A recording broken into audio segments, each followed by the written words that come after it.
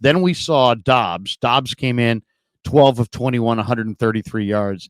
It really cracked me up in the postgame because Dobbs, had a pretty decent game. 12 of 21 is not terrible, and no touchdowns.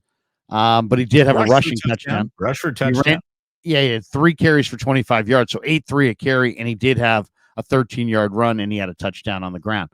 And people are just loving Dobbs in the post game. It's just it's hilarious. And then Brandon Allen came on in the third quarter, and he played well. He was 7 of 10, 36 yards, no touchdowns, but there were a couple drops in there, I think, mixed in. But, overall, I thought Brandon Allen was very accurate.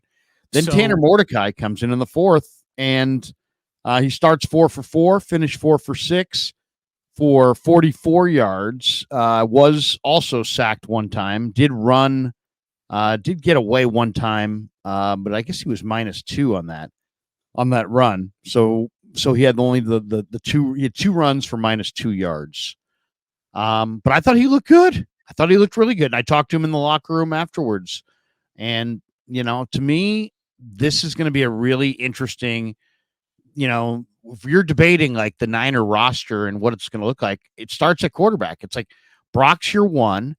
And then there's nothing but question marks. It's like, is Brandon Allen the number 2 quarterback, or is Josh Dobbs the number 2 quarterback? And then let's just say it's Brandon Allen.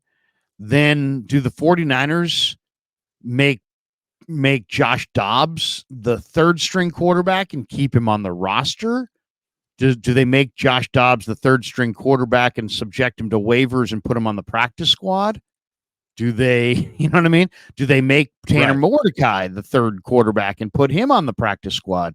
Does he scoot through waivers? So today, Damon, on the 19th of August, I would say, based on what I know, I would say that Josh Dobbs today is more likely to be claimed off waivers on the 27th of August than Tanner Mordecai. But that could change if Mordecai had a high-profile 3rd preseason game, or if Dobbs had a bad preseason game. But I thought Dobbs in 2 games has shown enough where I don't know that he sneaks through waivers. My guess is that Dobbs would be claimed. What do you think? So I think Tanner Mordecai is completely irrelevant to the 2024 season for the San Francisco 49ers. I don't care what happens to Tanner Mordecai one way. To me, this is about a good and healthy QB2 competition, because you got 2 guys who really could do the job. And the job of QB2 isn't starting quarterback goes down, we're still in the Super Bowl. No, starting quarterback goes down, you're fucked. So really, QB2 is only about, if your starting quarterback were to miss a month, can you go 2-2? I think Dobbs could go 2-2. I think Allen could go 2-2. I think they're both well suited to be QB2 for the 49ers, but which flavor do you want? Do you want an improviser who can work better when things go wrong around him and play off schedule football? I think that's Josh Dobbs. Do you want someone who is more in-tuned for the prototype quarterback that Kyle wants in his system? That's definitely Brandon Allen. So what does Kyle value in terms of skill set in his backup quarterback? Does he want someone who could do it a little differently and improvise, or come in and be that plug and play similar to the way that Brock played? I think it almost depends on the circumstances. Like if it were a healthy, no one else is hurt but Brock Niner team, Brandon Allen might be the better guy. But if Trent Williams hasn't come in, Brandon Ayuk is still holding in or out or whatever we're calling it by then, and the team doesn't quite look like itself, and you got to buy a little bit more time with your feet because the offensive line isn't stabilized, then maybe it's Dobbs. What I do know is that it feels like they'll have a healthy, decent QB2. Not that you ever want to turn to a QB2 or say it's your show from here, but I think they're going to be okay. I do. And I just don't think Tanner Mordecai is a part of the QB2 conversation in any way. Unless he's not. He's not today, but he should be. He should be. And here's why he should be. because those two guys stink. And that's official. Oh, I don't know if they stink. Well, I would say you stink if you're 3-11. And that's what Josh Dobbs is. But Josh Dobbs has been on four different teams in the last 12 months. All the more reason that you probably should not be 3-11. That means you've been on a bunch of different teams. So it's like he's the common denominator. He's 3-11. I'm not going to hold Josh Dobbs' problems as a starting quarterback and record against him to try to talk about him being a bad quarterback. I just think that's everybody else has to answer for their stats. He's the one guy who doesn't have to answer for his stats.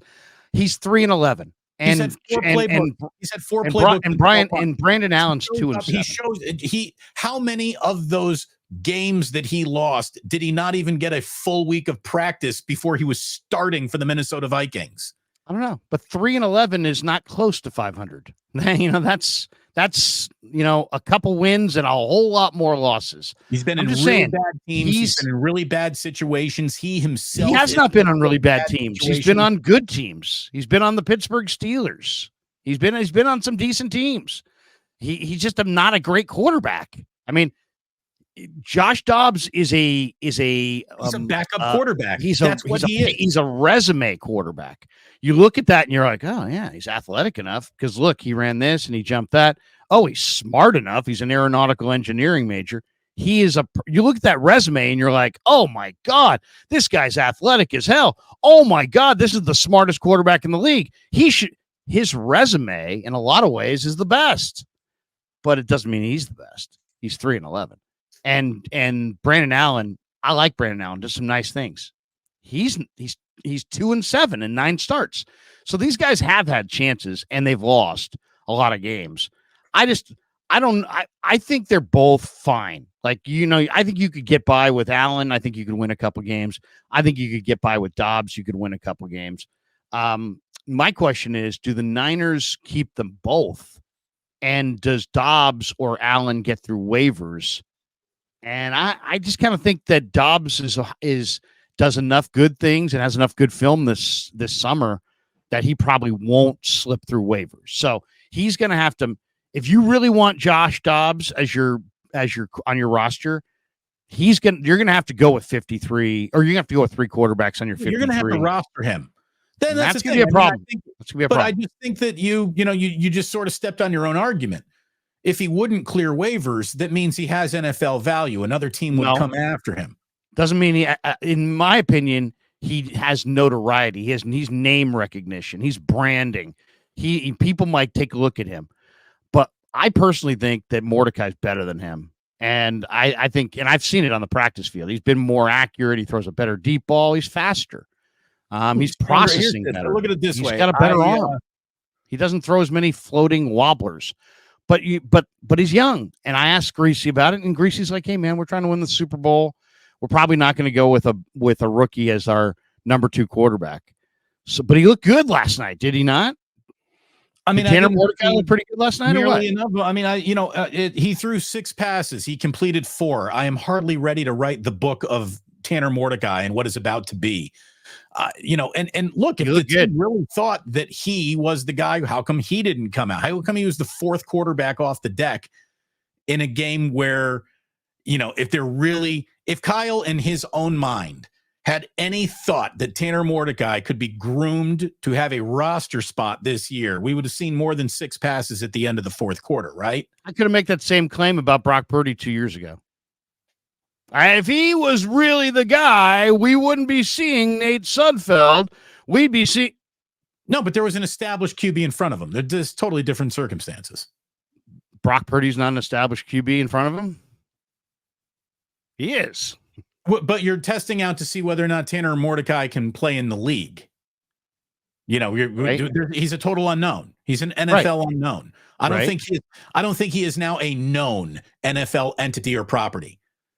No, all I'm saying is he looks better than these guys in practice, I think, and he looked pretty good in the game. So if your argument is he's better in the things you haven't seen yet, Damon, then I'm saying that 2 years ago, nobody thought Brock Purdy was any good, and everybody was like, Nate Sudfeld, and here we are 2 years later, and Nate Sudfeld's fucking gone, and Brock Purdy's playing pretty well. And all I'm saying is this guy is pretty similar in a lot of ways. That's what I'm saying. Nate Sudfeld went to Indiana. If there was any reason to have ever been excited about him, I would have told you. There was no reason to ever be excited about Nate Sudfeld. I don't know who was. I don't know what you're referencing at all. The Niners were. They guaranteed him $3 million. And then they basically said, oh, you know what? Here, take the $3 million, and there's the door. We're going with Brock Purdy.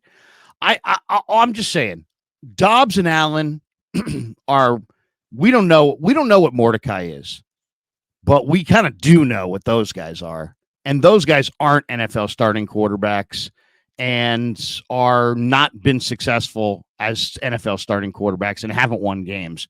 Dobbs last year in that Bears game was the worst freaking quarterback in the history of football. I mean, he seriously threw 4 or 5 picks in that game, and he could have thrown 7. I mean, he was horrible. And that was late in the year. Now, early in the year, he looked good against the Niners.